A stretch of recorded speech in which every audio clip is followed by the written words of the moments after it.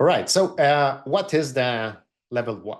Level one is when you need to go a little bit beyond really standardized triggers and actions, because trigger will trigger when something happens, and it will have really a specific data and will move that data to the action node or part, and that action will happen. And if you don't have the right structure of data, your automations usually won't work.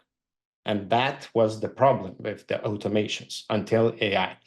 And with AI, we can do things like data and content analysis and even generation. So for example, I can just click a button, it will be a trigger, but that trigger in itself will have zero information, but it will trigger, for example, my AI assistant who knows what to do when it is triggered. And one moment. And it can generate content for you, like blog post, I don't know, social media post, article. It can do data analysis, just check your database, get new data, analyze it, and return a report for you. It can create a content analysis on specific things and etc. It can make even smart actions. It can think. Let's say, like you provide some data, and it delivers you some interesting information, what to do with that data. It can structure data.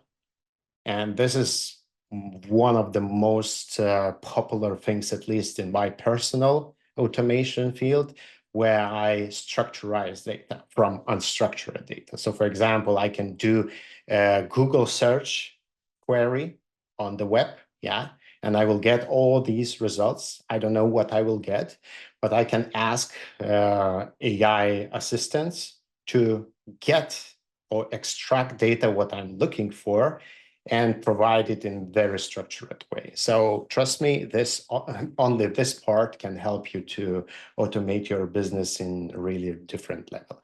So basically, again, how to describe it? When something happens, then that.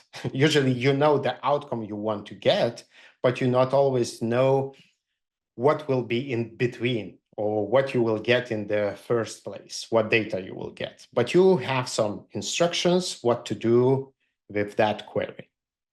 And also part of it is LLMs. It's a large language models like ChatGPT 4.0, Anthropic Claude, Google, Gemini.